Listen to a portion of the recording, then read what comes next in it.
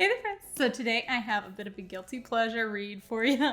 This was the last book on my to-read shelf before I put in my new order. I don't really have any reason why I was saving it for last. Maybe I just thought I already knew what the story is. I mean, with The Queen's Assassin and it being a young adult novel, you can kind of tell what it's going to be. And it kind of ended up being that, which I'll get to a little bit later. But just a brief overview of the story is that we mainly follow Shadow, a young lady who has grown up away from her mother with her aunts who have taught her these different skills, and she wants nothing more than to be in the guild like her mom and like her aunts were. And she's learned a few skills that will help her with what she wants to do with her life. Yet when push comes to shove, her mom says that, well, instead of running off and being a spy, I want you to come to court. That's kind of your place. That's where we think as like the guild, who you said you want to serve, by the way, would have the most value, is if you came to court and you were a lady of the court. And Shadow doesn't like that. She likes being outside. She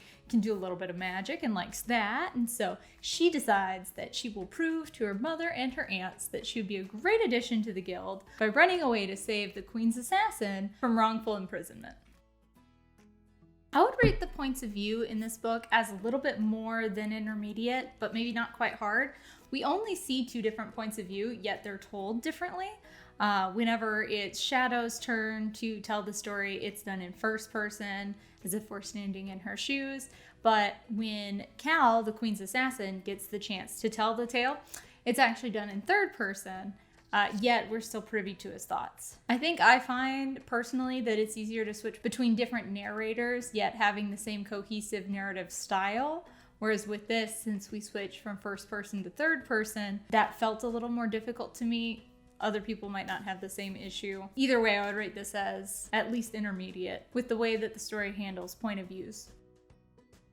So I feel like you might imagine that there'd be more political intrigue and questions of morality in a book called The Queen's Assassin that just screams like court and court intrigue. Yet for me anyway, that didn't seem like the focus of the book.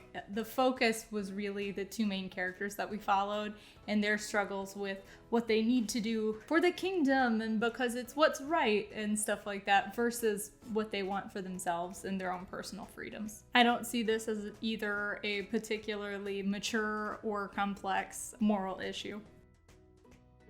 I was able to enjoy this book a lot more whenever I decided that it was a romance first and all other things second. So even though romance usually frustrates me, since that was kind of the crux of the whole book, and I would have had a really unpleasant time if I just stuck to, nope, it's romance, I don't like it. I let myself kind of indulge a little bit, and I ended up having fun. It's hard for me to put a finger on what about it exactly that I enjoyed, but I did enjoy the kind of cutesy romance scenes. Throughout most of the book, not a lot happens intimacy-wise. They do both have a few thoughts of more intimate things happening, but in typical like young adult fashion, the emphasis is not on the biological act of lovemaking, but instead on that like happy high that you feel and like the electric feeling.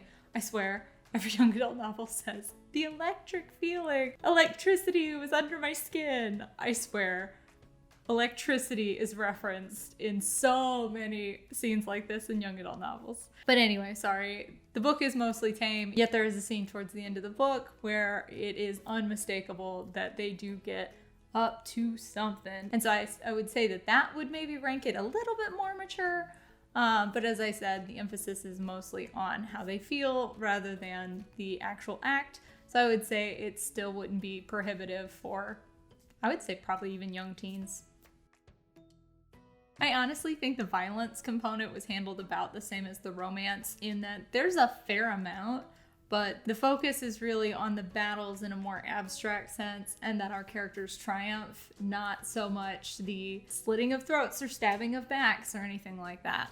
There are a few parts though where we see him honor the title and he does like slit a throat or two, but the emphasis is kind of on how quickly he fells his victims because he's so adept at being an assassin and less like the bloody stuff.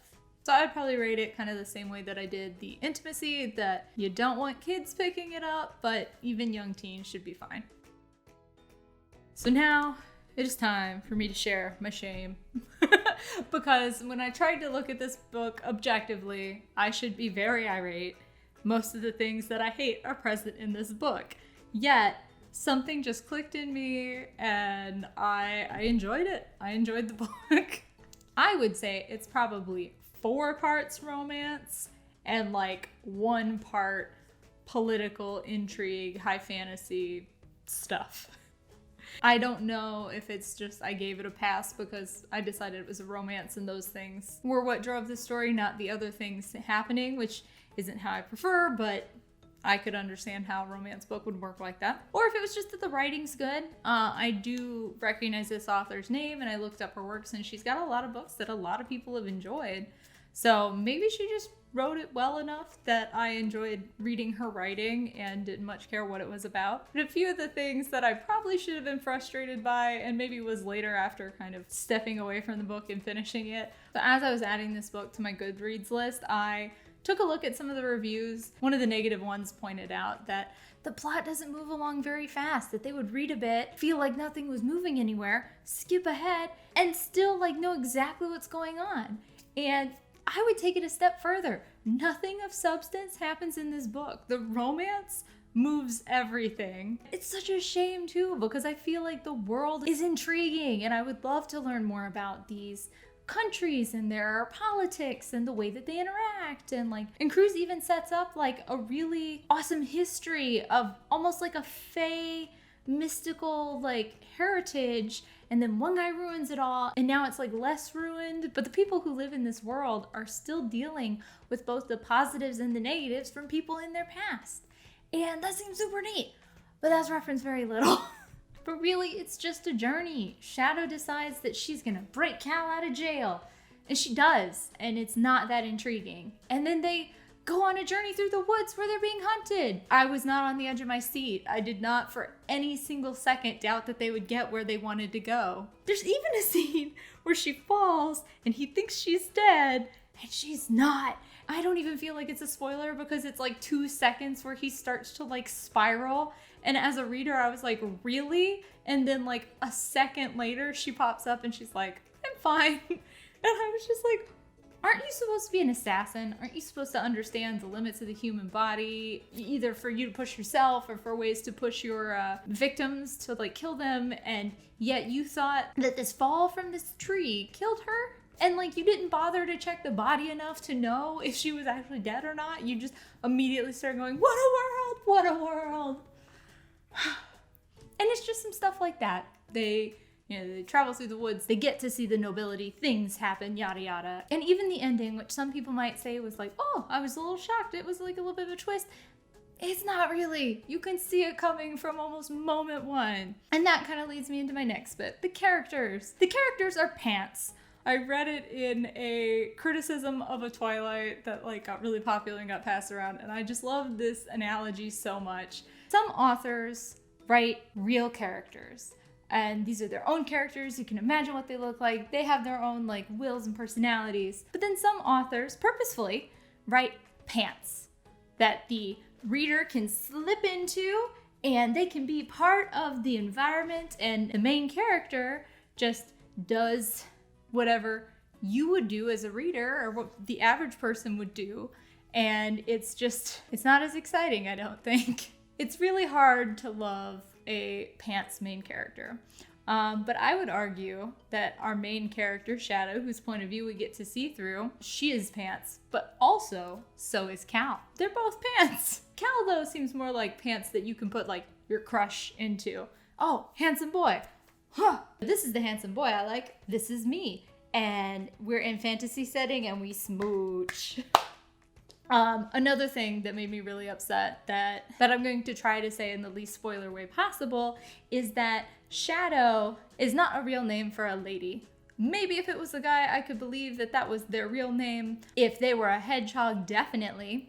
But this is a young lady, and this is like olden medievally feeling times. Who names their kid Shadow? People were naming their kids after like flowers and stuff like that. Immediately, as soon as I heard, and they do say that it's a nickname, in fairness, but I was like, oh, well, it must be because like she has to keep her identity a secret. And I mean, really, once you start reading the book, it's pretty obvious. But I did not like that part of Shadow's character. 2, I didn't like how her character keeps saying, oh, I want to learn under Cal. I want to be his apprentice. Yet, I'm going to tell him what to do. And how dare he not listen to me? Why does he not think I'm right? Why does he not think I know things? Ma'am, you said you wanted to be his apprentice. You said that you want to learn from him. You can voice your opinions, but don't get like so hard-headed and stubborn and obstinate and all these other colorful words when he says that your way is the wrong way. Go with what he says. You're trying to learn from him. And I have the same criticism, but about Cal. Have some backbone. You're supposed to be the experienced person here. And I also was not a fan of how his character just turned on a dime. After he thought Shadow was dead for 2 seconds, he automatically started treating her with kid gloves and just thought she was super special and the best person ever. And oh my gosh, she's such a special snowflake. What? Maybe like, you know, have some balance here, friend. Like, the criticisms that you had about her are not just gone. Like, they still exist. But maybe when you first met her, you should have had a more open mind instead of, this is young girl, she doesn't know anything. You know, maybe try and strike a balance at all points instead of going from, she's just some young brat, she doesn't know anything, to, she's a special little flower I have to protect. So, didn't like the plot, didn't like the characters, but somehow loved the romance in the story. Welcome back if you've skipped ahead to the too long didn't read. My closing thoughts on this book is that it is a romance first and everything else second. If you like cutesy romance scenes, and you know what, I would say maybe even if you don't, and you don't usually like them, but you feel like one right now, this is a good book for that.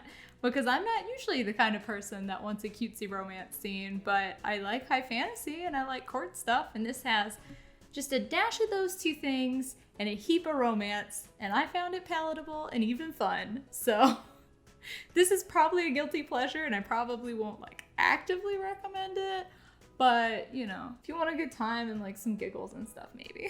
But again, this is The Queen's Assassin by Melissa De La Cruz. I hope that you had some fun watching this video, and I hope you decide to check out some of my others and really make my day, friend. And I guess I'll see you again in the next one. Bye for now.